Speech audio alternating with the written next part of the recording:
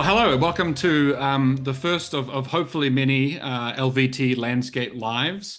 My name is Stephen Hoskins. I'm the Director of Community Research and Engagement at the Progress and Poverty Institute, where I work a lot of the time on analyzing the impacts of land value taxes in different local jurisdictions. And I work very closely with Greg, who's my co-host, and will introduce himself in a moment. And so the purpose of the event today is we want to sort of update you all on the state of LVT advocacy around the US mostly. I know we've got some Europeans, but hopefully you'll be interested in what's happening in America. And as of fall 2025. And we want to give you some sort of general tips as well about sort of how to get the ball rolling in your local area with the same type of work. We are a little short on time. It's only going to be an hour. So would ask you to not jump in with voice with your questions and just instead put your questions in the chat as the event is going on. We're going to collect those and we'll have 10 to 15 minutes to address them at the end of the event. And also at that point, there'll also be time for people to jump in and ask questions vocally if you'd like to. So I'm going to introduce you or hand you over to Greg and he'll introduce himself and get us started. Thanks, Steve. Hey, everyone. I'm Greg Miller. I'm co-founder of the Center for Land Economics with Lars Doucette, who you will hear from later on through this presentation. Have been working closely with the Progress and Poverty Institute, as well as many of you, in this room right now, and appreciate you all coming out. As Steve said, this is us trying to sort of show what we're doing, and so that way you all can learn from what we're doing and maybe teach us what we're not doing right or what we could be doing better, right? And and then, with the ultimate goal being that there's an end policy here, there's an end vision here, Henry George being the aspiration, but policies in between that can get us closer to that world. And so, I'll kick us off and get started as people still trickle in. But the first thing I want to say is land value return is needed, it's pragmatic, and an achievable policy. And I say those three things, and I'll go in more in depth on what I mean by each of those. The needed part, a lot of us are going to agree on. The pragmatic and achievable, sometimes I hear us Georgists, if you're a Georgist in the room, complain about how it will never become policy. And then meanwhile, I'm in DC, I worked at Housing Urban Development, and I often go to housing think tank events, and folks will be like, yeah, it sounds like a good idea, but it can't be achieved. It's not pragmatic. And I think that that mind of thinking is wrong. And if we can change that mind of thinking, and if we can talk about land value return much more at a basic level, then we can see a lot of change. And that's what we're seeing right now is a lot of momentum on land value tax and land value return. I also highlight that return part because when you talk about taxes, it's boring. When you say land value tax, it sounds like a different tax. We'll be coming out shortly with some message testing research we've been doing, but land value return is a much more approachable policy, a much more approachable concept. And that's what we're trying to do. We're trying to return the value of land to the community that makes it valuable. So let's go through each of these individually. The first is that land value return is needed. I really don't want to spend much time here, but we're seeing record high levels of Americans paying more than half of their rent on rent. So half of their earnings on rent. So we're seeing extreme rent burden. And, I think a lot of us know the issues. We have a lot of our fiscal, environment in our urban cities isn't great. And meanwhile, we're seeing exponentially high housing costs and exponentially low home ownership, particularly among the younger generations. So I think that this is a room that probably agrees that land value return is needed. The question is, can we achieve it? And that's where I want to say it's pragmatic. I want to first start by saying that we're not at Henry George, but we're not at the opposite side. We're at somewhere in the middle where we have property taxes in our American cities, and across the globe too. I should say that a lot of what I say will be sort of US in context, but I think a lot of this applies internationally in nature. And so we're somewhere in between this spectrum. And I would argue that land value return will be accomplished through incremental change. We don't want to shift to a full land value tax overnight because it would destroy our economic system. Loans are collateralized on land value, and our financial system has in some ways adjusted to the fact that we don't tax land. But we can do better. We can start from this property tax system we have, and we can increase the basis on land. And over time, we can learn from how we do that and approach this end goal. So land value return is pragmatic. How can we do it in the United States? or in other structures that have property taxes. How can we get from that property tax to an increased basis on land? There's plenty of ways to do it, and I want to focus on two ways that we're actively seeing being used in American cities, or at least considered. The first is through split rate taxes. Right now, our property tax structure is assessed both on the land value and improvement value. If I tax 2% of property, I'm taxing the full property value. But as we know, land is a special and uniquely different type of tax. And so you can increase the basis on improvements or on land itself and decrease on improvements. And if you look at this diagram, you'll see that I actually have it flipped. The land should be on the bottom, the improvements on top. And what you're doing there is by decreasing the rate on improvements and increasing the rate on land, you're saying we want to tax less buildings and we want to tax more land. We want more building and we want less speculation. And that's the way I frequently talk about this with politicians. We're not trying to raise taxes, we're trying to be revenue neutral. And we're just trying to encourage more development. At the same time, we're trying to decrease speculators in our cities, particularly among our main streets. The other way to do this is through universal building exemptions. It's functionally achieving the same thing, except just slightly different. If you know how property taxes work, it's not that we set a tax rate. It's that a city says, hey, I want to raise $5 million and I need to, and then the county assessor comes along and sets their tax rate based on how much money you need to raise and how much taxable value there is.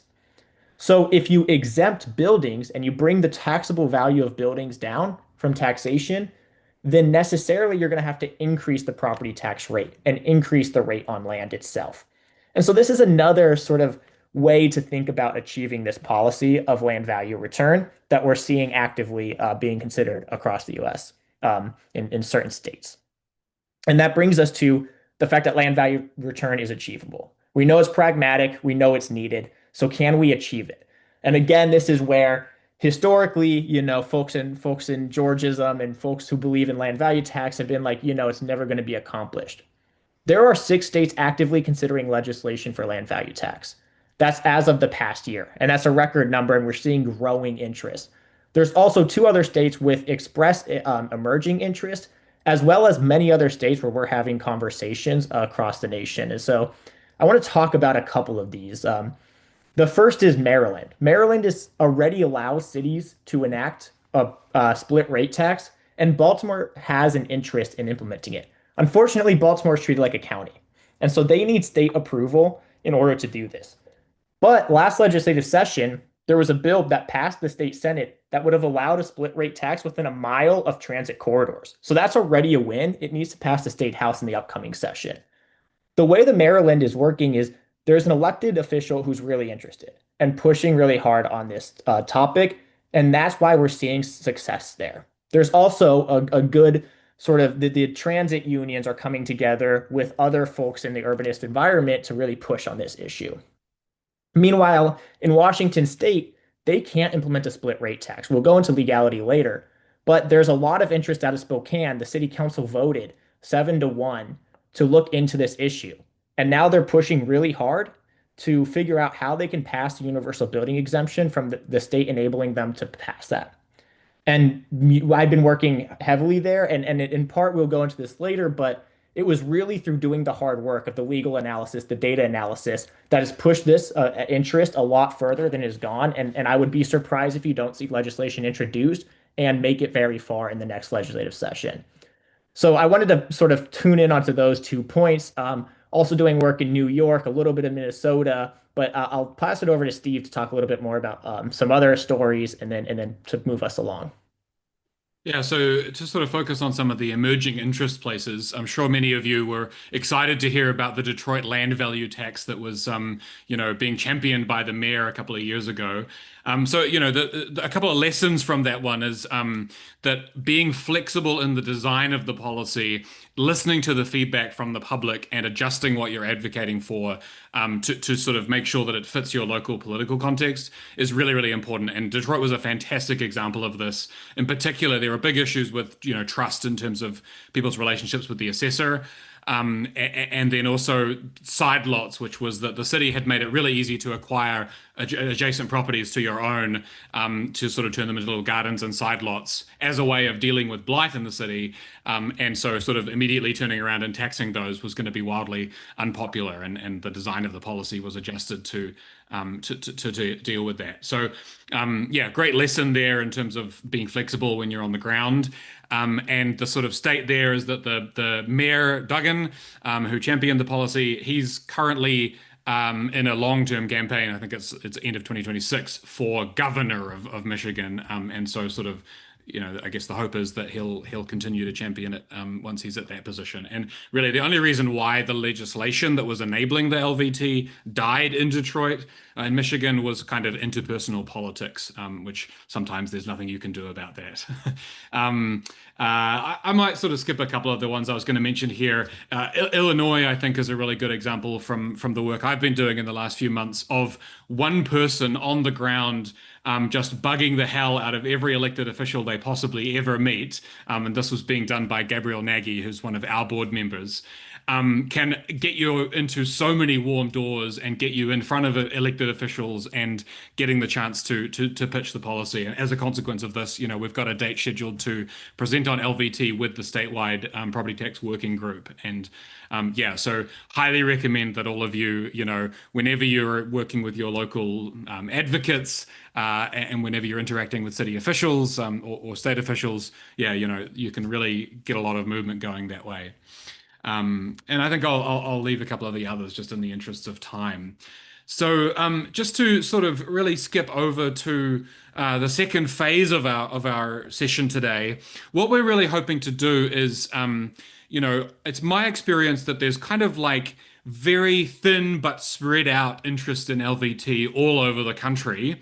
And what we as a movement really need is to knit some of that together and kind of congeal efforts, in particular within a state, so that you're all talking to each other, and that some of the work that Greg and I do, well, is either being done by your teams on the ground, which you'll find it easier because you have the local insights, or that you're doing the organizing and then feeding back to us on what you need in terms of research, analysis, white paper type stuff, that tools that Greg and I can put out, to kind of enable the advocacy on the ground.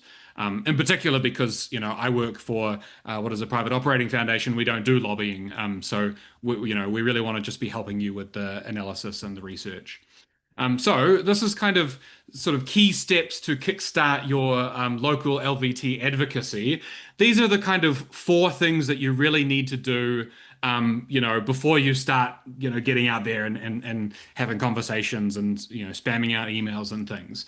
And the main lesson to take here is that elected officials, they do not have the time to do this kind of in the weeds work. But if you do the work for them and you come to them equipped with it, you can really get them excited and motivated, and yeah, get a lot of momentum going from the elected officials themselves, and they're the ones that have all the existing networks. So the 4 sort of chunks of things you need to do: legal analysis, which I'll step you through in a moment. You need to understand, what is an LVT going to look like in my state? What am I allowed to do, legally? Data modeling. So this is both looking at land valuations and understanding how high quality they are and whether, work needs to happen there. And then modeling what an LVT shift is going to look like in your area. Everybody wants to know this. Elected officials are, their first question is going to be, okay, but who pays more and who pays less? Because that's how the politics will play out for them. Third is to tell the story, to take those numbers and turn them into a coherent story that's compelling.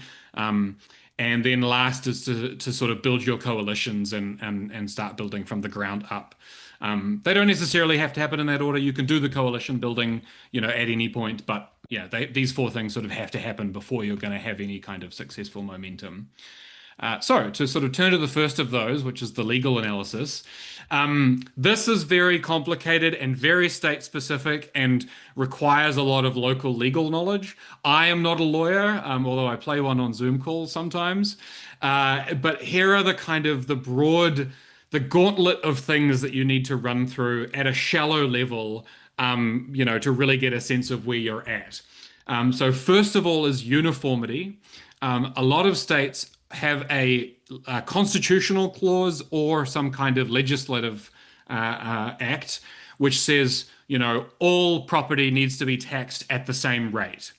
And that's really devastating to us, in particular in cases where land and buildings are forced to be the same type of property, because it essentially means you need a constitutional change to do LVT. But critically, oh, and just to be clear, I think it's 42 states in the US have some form of uniformity clause. But critically, those are different in each state. And sometimes what they'll say is all property of the same class has to be taxed at the same rate. And that then opens the door for the second stage, which is classification. Then the question is, okay, who has the right to set those property classes? Sometimes they're set in the Constitution, sometimes they're set by the state legislature, and sometimes they're devolved to specific cities. But that is going to be your answer. If you have a uniformity clause, but you can do separate classifications, then the question is, yeah, who do I talk to about creating a land classification and a building classification? Um, Underneath that is kind of the first of the loopholes, which is that a lot of places they will have market value of property, then that gets multiplied by an assessment rate, and that creates the taxable value. And so sometimes Colorado is a great example. You are allowed to have flexibility in your assessment rates, but then you have once you've applied them, you then have to tax everything uniformly, and this creates a little loophole for taxing different types of property at different rates. In which case you can do the land and building split. And then lastly is exemptions and other kind of workarounds. So in some places, well, in a lot of places, there'll be various types of property tax exemptions. Maybe they're for certain types of farmers or, certain types of farms, retirees, disabled people, low-income homeowners. These types of exemptions are all over the place. And they often have created a legal precedent for the types of exemption we would do, which is to exempt either improvement value as it exists, or to create exemptions for when somebody renovates a property, builds a new property, builds certain types of property like affordable housing, to create a kind of lasting exemption on that value. And so this is also kind of a workaround that sometimes exists. And might create a way for you to find a policy that you can advocate for in your state. Yeah, there's also sometimes kind of special tax districts that you're allowed to apply for the sake of funding particular types of infrastructure, and those can be based around land. DC is an example where that's the approach being taken for funding the train, the transit networks. So to go to a map, so this is my medium/shallow dive into what each state needs to focus on. This is a combination of me torturing ChatGPT with the various things that I just ran you through, and asking it to kind of create a grid of what this looks like for each state.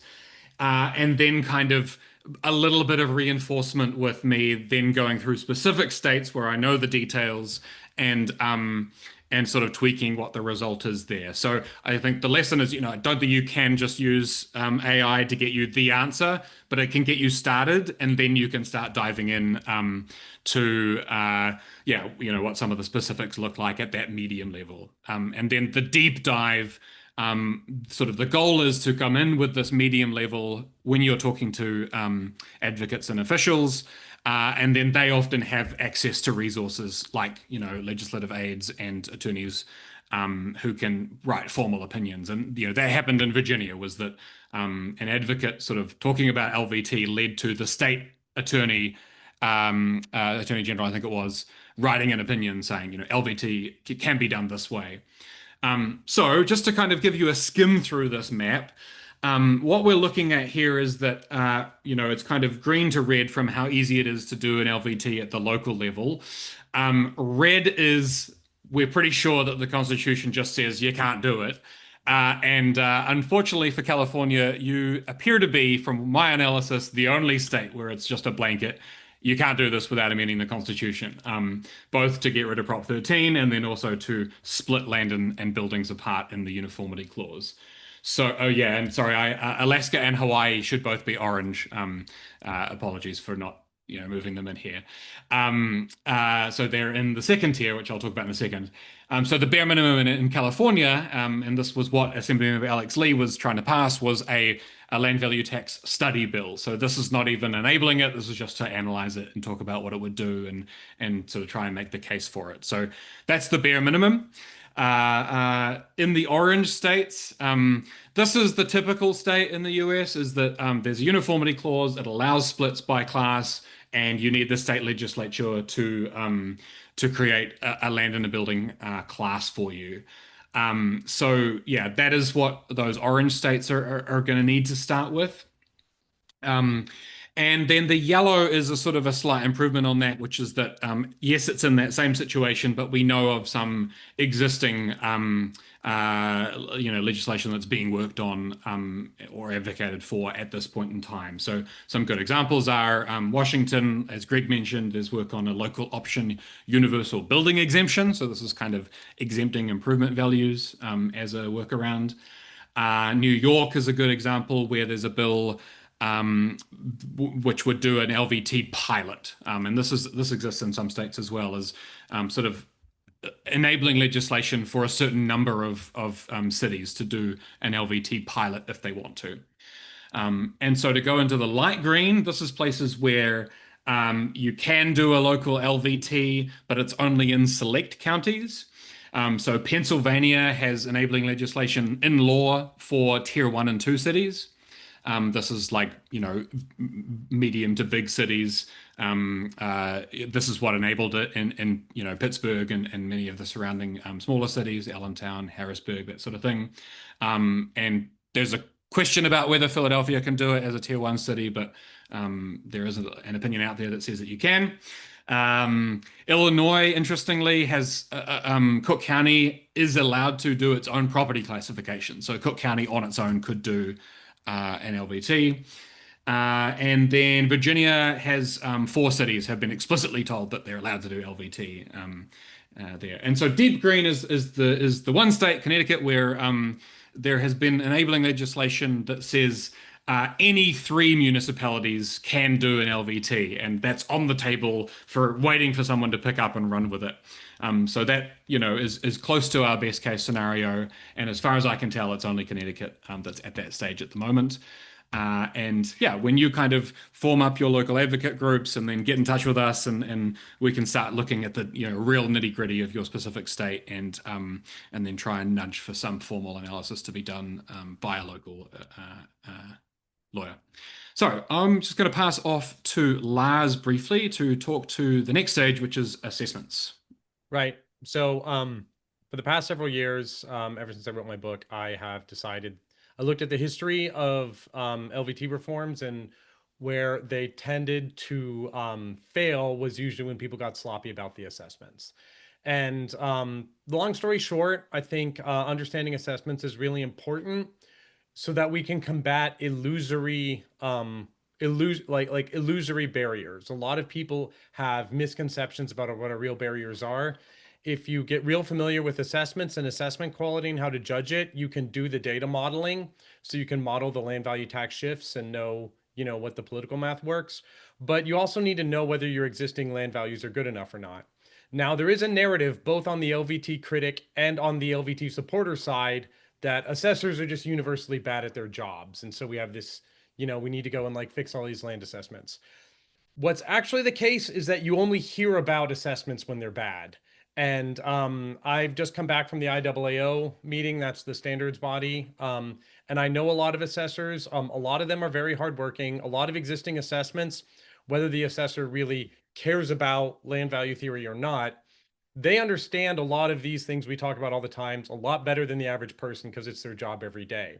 And the sales adjusted cost approach, although it's not perfect, the prevailing method everyone uses is essentially that forces them to value land, because that's the only way they can make these replacement costs fit the market values they see. A lot of them are required to value improvements in land separately. Basically, what I'm trying to say is that don't assume that the land values in your jurisdiction are bad. They might be perfectly acceptable. And if they're good enough already, then you have one less barrier because then you don't need to convince someone to replace them. The other thing I would recommend is try to avoid dumping on the local assessor, because the local assessor has a thankless job. Everyone hates him or her. It's actually a cross section of America, so it's actually quite a diverse place. Try to thank them for their service, get to know them, and they'll see you, and so that they can see you as a friend who's trying to make their job easier rather than making their job harder, because they do actually have a pocket veto on your whole policy. Like in the heyday of the golden age of Georgism, there were plenty of places with the Fells Fund and all that that got their enabling legislation, got their legislative LVT, and they just made enemies with the local assessor who was just like, I'm just not working with you.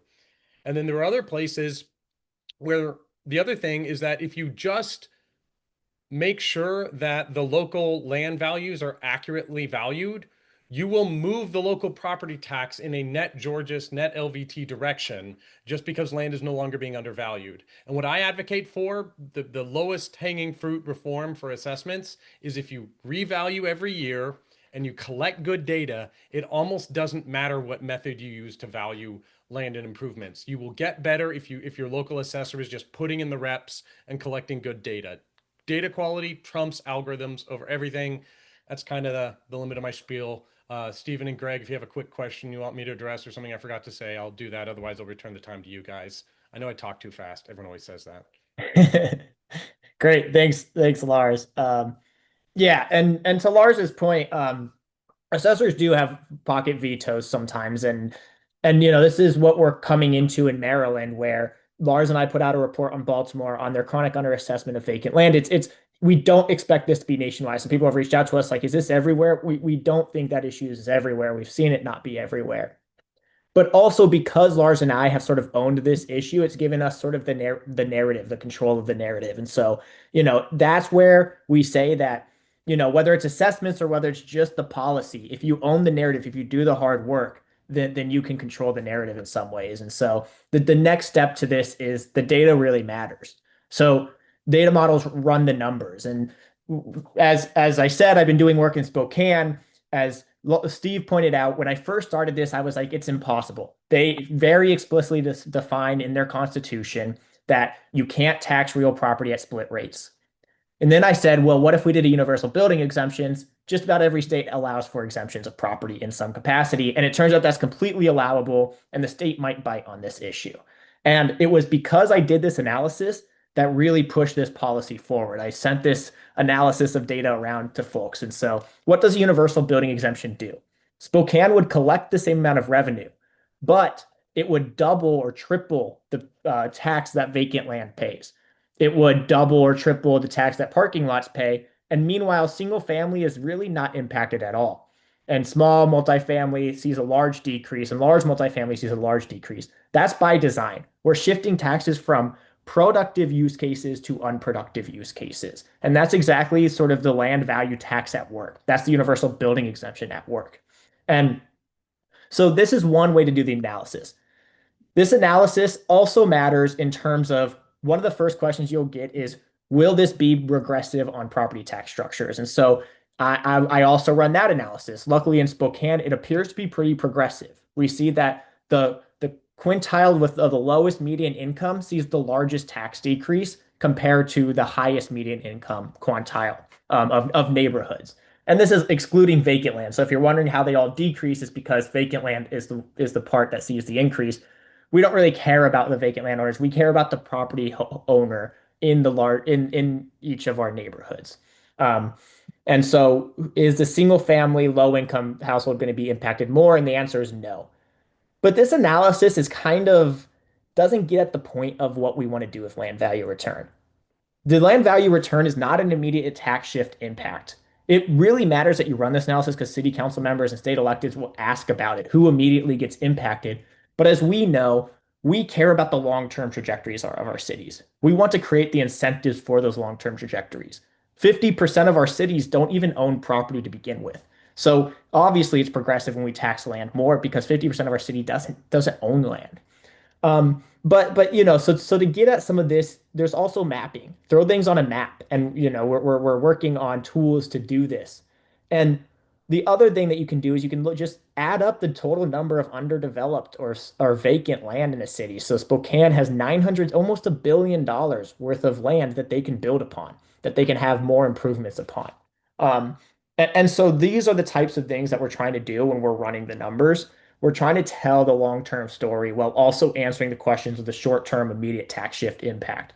And when you do this and we show these stories and when you do it with the legal analysis, that's what really frees up the city elected who's a champion of the cause but doesn't have time to really care about it. Be like, this isn't just a cause that I'm a champion of. This is a cause I'm going to send to our state official because this analysis you've done has basically prepared the case for me and put it on a platter. And I think that's what we want to try to replicate. And all of the tools I showed you are open source. Lars and I have been developing a ton of tools open source, including this mapping software, including all the LVT impacts. And so we'd be happy to sort of work with you all on those issues. The next thing is storytelling. If you have not watched the Detroit Mayor Mike Duggan speech in 2023 at the Mackinac Policy Conference, I really, really, really recommend it.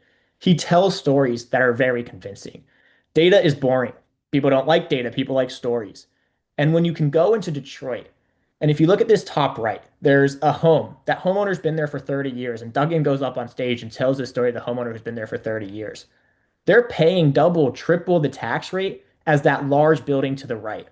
At one point, that large building to the right was an occupied complex that was paying $30,000 a year in property taxes. Now it pays next to nothing. It's dead weight loss on the city. It makes the city look ugly. It makes that person's home. It attracts vandalism, etc. So that person's being impacted by it, and yet that homeowner pays more. So that's the type of storytelling we can do. And then you could also look towards the vacancy, the blight of your cities.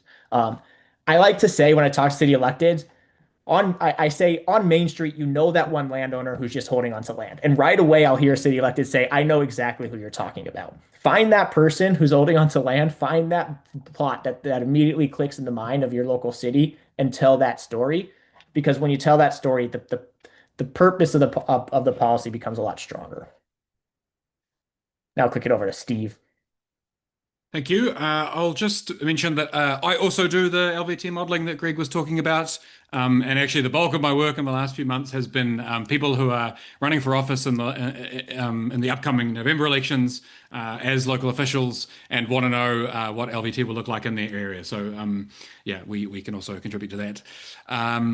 And yeah, okay, so the sort of well, not necessarily the last stage, but one of the important stages that you've got to do along the way is to build your networks of allies. And I think one point to make is that you want to do this both from the bottom up, which is connecting with local advocates and getting your sort of co-supporters along for the ride and pooling your efforts. And then also from the top down, which is to sort of talk to elected officials and get their interest going. So this is the first bit is kind of going to focus on the bottom up bit, which is which types of people are and organizations are good ones to build networks with. And legislators, they really pay attention to and listen to nonprofits. They often rely on the expertise of nonprofits, and they often have their kind of network of ones that they trust or engage with.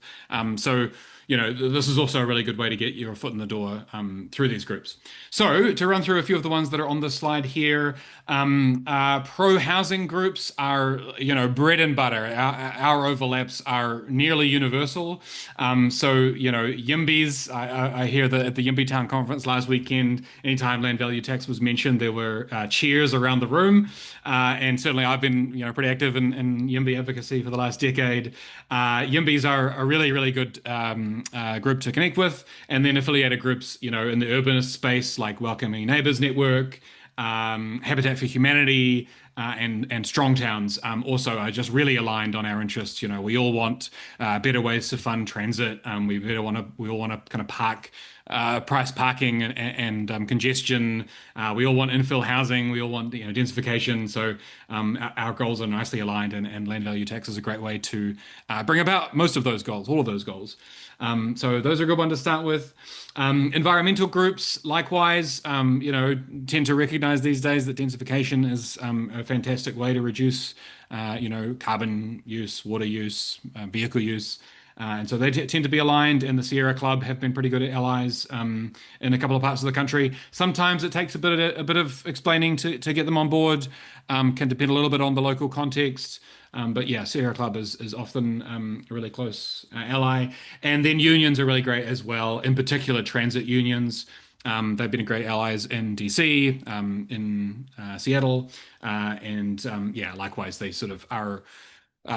They see that a lot of their work in their industry just goes into the higher land values near transit stations and stops.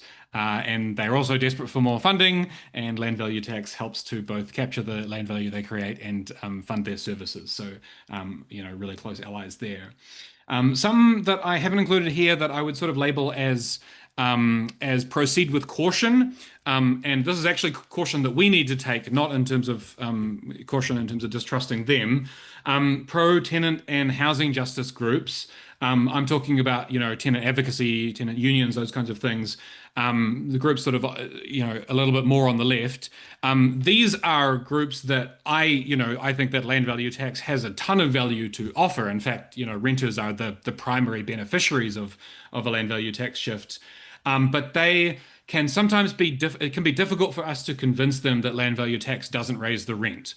I think their stakeholders have been so pummeled by the housing market that they have an instinctive distrust of their landlords, and they tend to feel that, oh, if my landlord gets a tax increase because of this, it's just going to raise my rent. And so there can be some very sensitive work to get them on board with that.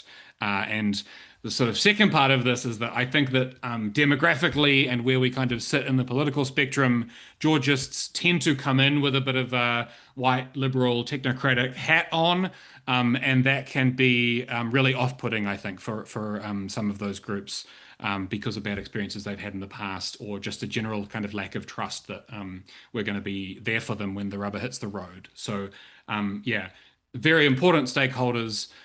Certainly ones that we need to get better at reaching out to, but it's probably, it's something that we need to learn how to do better. In a similar space, community land trusts sort of fit into the above description as well. Sort of efficient taxation groups, sort of on the libertarian side of things. Again, they tend to recognize that land value tax is the least bad tax, as their god Milton Friedman said.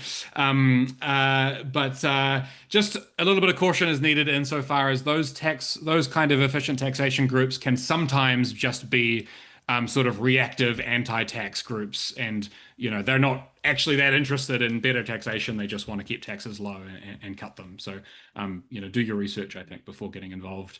And then realtors and developer type groups, apartment associations, even kind of commerce commissions, or representatives of the business community. Oftentimes these are really great allies. They have been in Richmond. They were.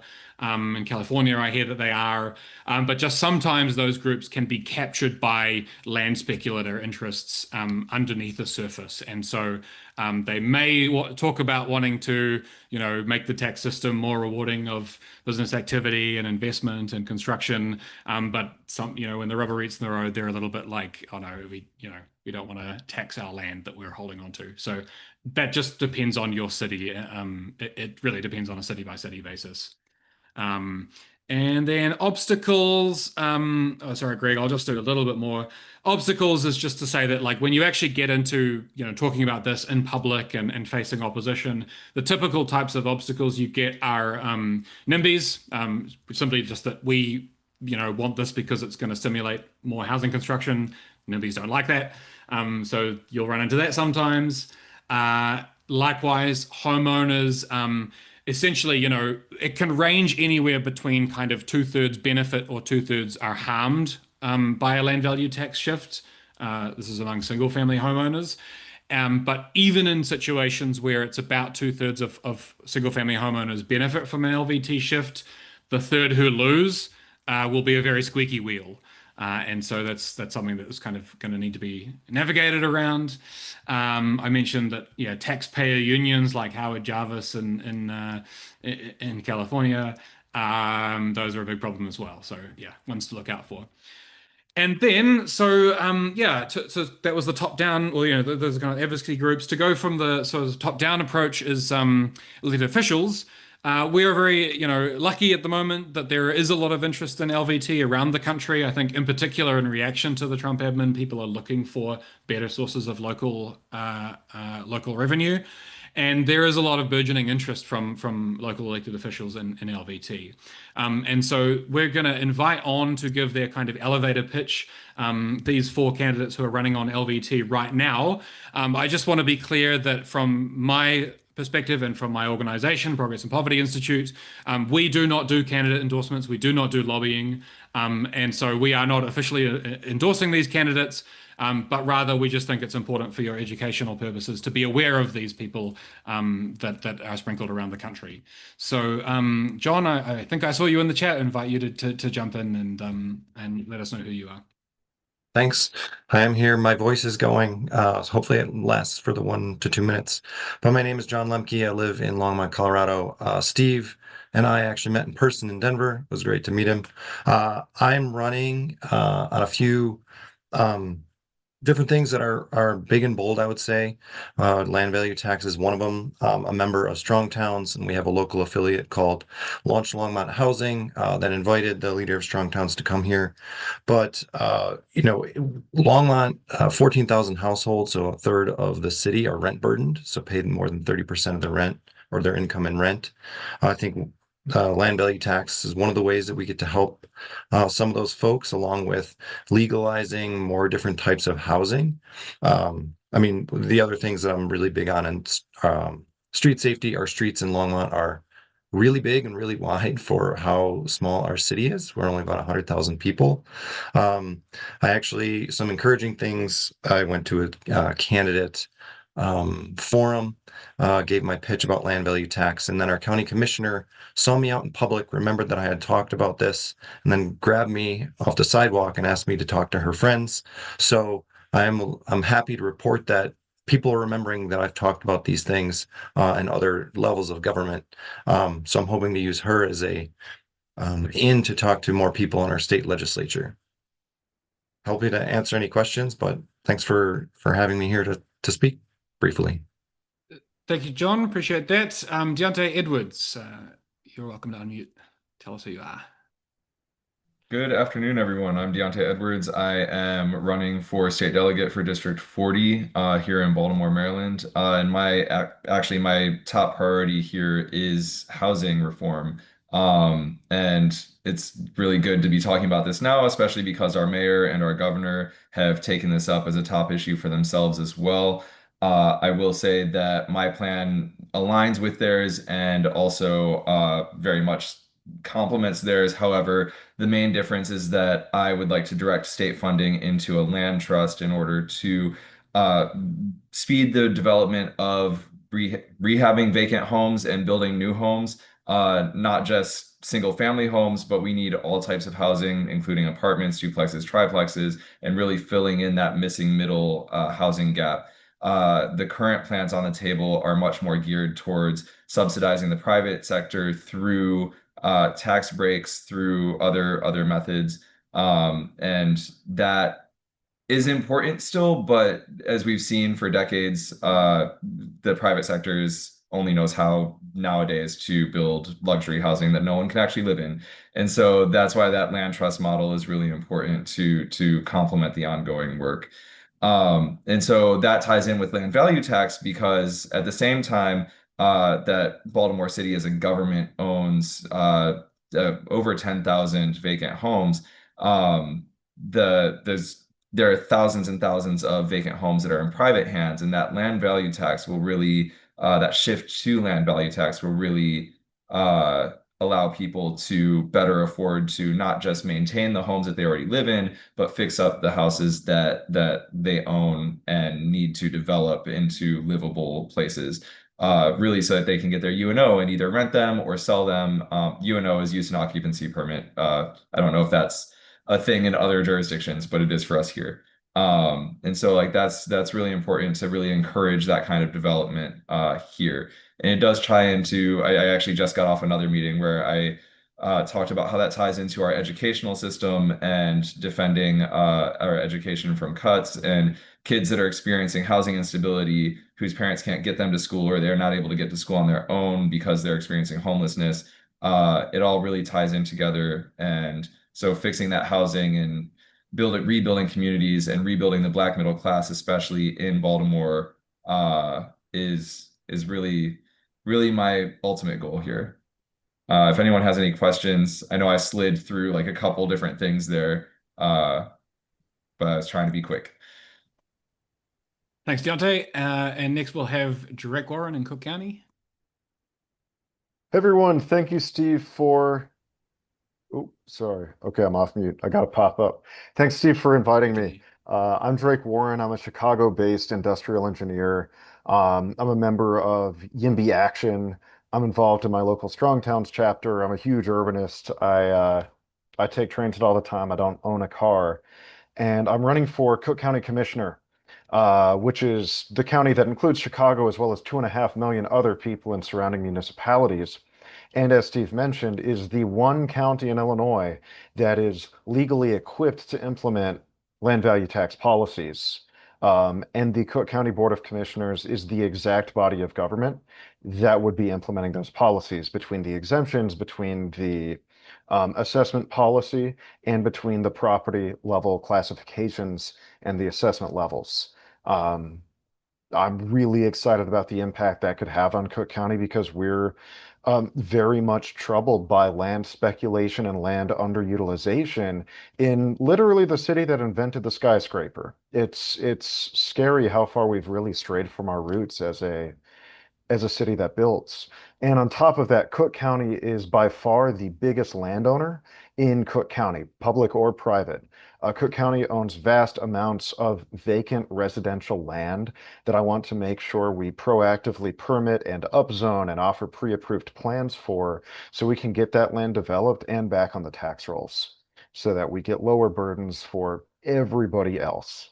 So I'd love to talk more with anybody who has an interest, especially if we have folks on the call who are in the Chicago area. I'm going to pop my website in the chat so you all have a way to get in touch. And thank you for your time. Drake, I just want to jump in real quick and say that I was at the IWO conference, and that's the assessors conference, and Cook County is famous for having some of the most sophisticated and skilled assessors in the country. And their open source automated valuation model is the direct inspiration for my own. So you've got some excellent, so on the assessment question, you've got some great people working Cook County Assessor's Office. Seconding that. And so lastly, we'll have Sam Purington. Hi, everybody. I'm Sam Purington. I'm on the bottom right there running for town council in Gorham, Maine. I started on the land value tax conversion, you might say, when I watched Mr. Beat's video on Henry George, if any of you know what I'm talking about. And that was a few years ago. And in Gorham, I've been knocking a lot of doors, and by far the biggest issue that residents have is the property taxes. They've gone way up in the last 5 to 6 years, and everybody points to the school budget. I don't know if this is what it's like in other towns, but everybody thinks it's the school budget that's a problem. And I've looked at that and I said, well, there's really not a whole lot to cut before you're violating state mandates, which I'm not interested in doing. But on the other hand, Gorham has a lot of infrastructure and it's not being used. So, Greg, I sent you a map. So this is a picture of the center village in Gorham, and the yellow, you might guess, is parking lot. And this is the main street. This is the most valuable land in the whole town, and so much of that land is parking lot. And so when people talk about the property tax being too high, it's like, yeah, we have all this infrastructure and it's being used to service parking lots that pay like a fifth as much as that Hannaford building does or that Goodwill building does. Or you see, if you can notice that small red rectangle on the left there, yeah, where the mouse is, you could go to the next slide. That rectangle is that very cute apartment over a retail space. And that apartment over the retail space pays at least 5 times as much as any of those parking lots do. And if you could go back to the map, ArcGIS tells me that the area of yellow is about 250 times the area in red. So I think this is a really strong indicator that Gorham has way too much infrastructure for what it's supporting, and we need to change that. We need to make much better use of the infrastructure if we want to keep the property tax burden down. But right now, because of the way property taxes work, people are actively disincentivized to improve their property and to make better use of the infrastructure. So I think that the land value tax in Gorham or split rate or universal building exemption or whatever form it takes in Gorham is a important step towards making better use of our infrastructure and keeping the property tax burden low. Thank you, Sam, and thanks all four of you. A couple that I didn't mention are here in Seattle, where I live. Katie Wilson's running for mayor, and she's a land value tax supporter, and I think likely to win, maybe. And then Keith Linares is in Worcester, Massachusetts. I think he's running for District 1 there. He's also a land value tax supporter in public. So yeah, if you're in either of those states, you might be interested in those. Okay, yeah. Well, Greg, I'll let you kind of reiterate this message if you like, and then we'll do the final slide. Yeah, I mean, land value return, as we said, is a needed, pragmatic, and achievable policy, and I think that's also one thing that has been sort of through this presentation, but I want to say explicitly is oftentimes it's better to convince the person who makes the policy than it is to convince the entire populace, right? It's easier to convince one person who cares about urbanism, who happens to be on a city elected official, through doing all of the hard work. And you can achieve much more that way than you can through building, a whole bunch of people who then try to call the city council members and try to force them onto the train, finding that one champion inside and really helping and working with them is a lot more powerful in a way to get the land value return as a policy. So thank you all for sticking with us, and I'll let Steve sort of talk about next steps. Yeah. Okay. So, like I said at the start, what we're looking to do is to really kind of coagulate the disparate interests that exist within each state. So, I think the first thing to do is that if you're really serious about wanting to see movement in your city and then using that to kind of get progress in your state, and you're willing to actually put some effort into that, and that is things like, making phone calls and sending emails and talking to people about it locally, joining groups, and or, helping out with some of the modeling, running the modeling in your own city with a bit of our help, or analyzing the legal stuff. If you're willing to do a bit of effort and you want to get involved, email Greg and myself. And we'll sort of treat you as the local person on the ground that we can provide resources to in our work. Secondary, if any of you in the call haven't completed the form that Greg and I use for sort of being aware of where the land value tax supporters are, that's the middle link there. Just let us know who you are, where you are, and what your sort of skills and interests are, and that's just helpful for us, when there's things happening in an area. And then we intend to hold another one of these LVT Landscape live events in another month or two. The hope is, the goal there, that'll be starting to hear from some of those, local efforts that are spinning up, and a little bit less of us talking at you.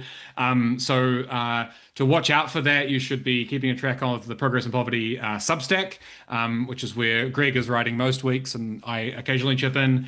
And then on my organization's website, progressandpovertyinstitute.org, likewise, we'll keep you abreast of those. So with the remaining time, thank you for the time that you've given us. We're happy to talk through a bit of the questions that have come up from chat for the next, I guess it's 3, but we'll probably run a little long and address some of them after that. And while you're talking, Steve, I was going through and seeing some, and so I'll take some that I think I can answer pretty quickly. Ross asked about the universal building exemption. In terms of whether it applies to improvements on other types of categories like irrigation, utility systems, etc. It's an interesting point, right? So when we assess like farmland, we assess the land value, but there's a lot of improvement done on the land itself. And for those reasons, in the places I'm proposing universal building exemption, I am also proposing that we build exemptions around farmland. Farmland's often already exempt, but such that farmland doesn't inherit a lot of the tax increase. So we hold farmland even, and everything else sort of moves around or shifts around farmland. Because otherwise farmland would increase a ton, even though a ton of improvements are done to the land itself. Also consider that in assessment world, things like timber and trees are considered an improvement. Irrigation is considered an improvement. Permanent machinery on site is considered an improvement. Exact statutes vary from state to state, but in a general appraisal theory, those things are generally considered improvements. Yeah. And then on the parking portion of this analysis, actually assessors data is often very good. Assessors already categorize data, and so I just use the assessor's categorization of data. Now, there's additional analysis we can do on top of that because some categories are defined as commercial, but obviously it's like a Burger King on a large lot. And so, future analyses, I can sort of parse out that impact. But for now, it's just full parking lot structures. I use the assessor's data in order to do that analysis. Most data vendors, commercial data vendors, just copy the assessor's homework and resell it anyway. Now, there's another question about location value tax. Again, I really want to stress that even if you're one, I think that I often say the value of land is determined because of the location, right? But I want to stress that you should always use the term shift. And in fact, I try to emphasize first the decrease in building tax. So I say we're going to shift taxes off of buildings. We're going to decrease the building tax. We're going to offset that by increasing the burden on land itself, which is tied to speculation. And then yeah, I'll talk about location. I haven't used the term location value tax, Steve. I don't know if you have, and if you have thoughts on it. My general thoughts are that yeah, I understand what you're trying to get at with location value, but I tend to find that land value is the simpler way of explaining it, both because it's more directly contrastable against buildings in terms of what the impact of taxing each of them is and their kind of natural versus human created nature. So I feel like land still works pretty well for those. It's the tax part that is is the difficult bit, and that's why Greg's working with the land value return. Yeah, it's people sometimes they think that we're talking about a new tax rather than restructuring existing taxes, and that can be the big problem. But sort of on all of this, yeah, the message testing survey that we ran and that there'll be a blog post coming out about soon. Russell Ritchie, I think, is in here. He was heavily involved and has done a lot of the legwork on that. Yeah, keep an eye out for those because that's kind of focusing on how you message this to people. Yeah. Yeah, and I think go on, Lars. Yeah, because I live in a red state. I live in Texas where people are extremely anti-tax and have tried and failed to abolish property taxes twice. I found universal building exemption is particularly effective in red states because it makes several things clear immediately. It is not a new tax. It is not a tax on land area. It is a tax on land value, and it's very clear how we are going to get there. We just reform the existing system with a new kind of exemption that is universal and on buildings. In other places, you might want different rhetoric, but it's particularly effective when people's hang up is the word tax. There's one here, and there was a lot of discussion in the chat about a question was from Emmanuel Schorsk. What have you found most persuasive for arguing that rents won't rise even if taxes go up? So I think it's Lars linked to a sort of short research brief that I wrote on that question. And in that, I attempted to explain it in three ways. One was kind of the intuitive sense, which is that people, I think when people don't believe that LVT won't raise their rents, their intuition is that, oh, my landlord just passes all of the costs onto me. That's how rent gets set, and that's why it's going to happen.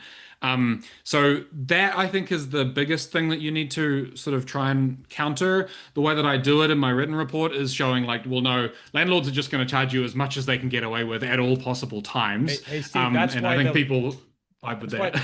That's why the landlord always gives you a tax break when their taxes go down, right? Yeah, that was the other part of it is I sort of talk about how when mortgage rates fall, nobody expects and nobody sees rents to go down at all. So yeah, they're not passing on when their costs go down. So yeah, we shouldn't necessarily assume the opposite. And then I sort of step through the arcane economic theories around deadweight loss and what that means for supply and how supply impacts rents, and then some of the empirical empirical research on that kind of backs that up. So those are my three approaches. I honestly think that the intuitive one is the most effective. But yeah, I wouldn't say that it's a solved problem. And sometimes it's just a question of really understanding the person that you're talking to and, why they're having that reaction. Yeah. Greg, you spot another question there? Yeah, well, I'm just noticing that there are Canadians in the chat, and I think that we also had somebody from Commonwealth in the chat, but I just wanted to, I included the link to Commonwealth. They're doing good work on land value shifts in Canada, and happy to connect folks there. I thought we had somebody in Commonwealth in the chat somewhere, but I do see a question about, the kind of poor widow argument. This comes in a lot of places. This is about, okay, this is maximally efficient and it's like best for society as a whole, but there are some like very like politically sensitive and just like emotionally sensitive cases where someone might be living on some very valuable land, but would immediately get kicked off. And the in Texas, they actually like this is a solved problem. I think it's Form 50-126.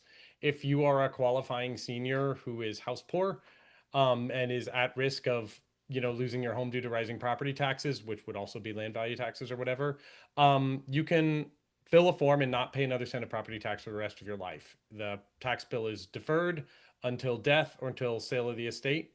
And it really like deals with that security question straight up. And then also do the modeling. Is this an imaginary objection? Sometimes that house poor widow actually might possibly save after the shift. I mean, maybe she would, maybe she wouldn't, but you want to know whether it's a real problem or not, and not an imagined one. And if not, there's deferral. There's deferral precedent that like directly deals with this without causing other distortionary problems down the road.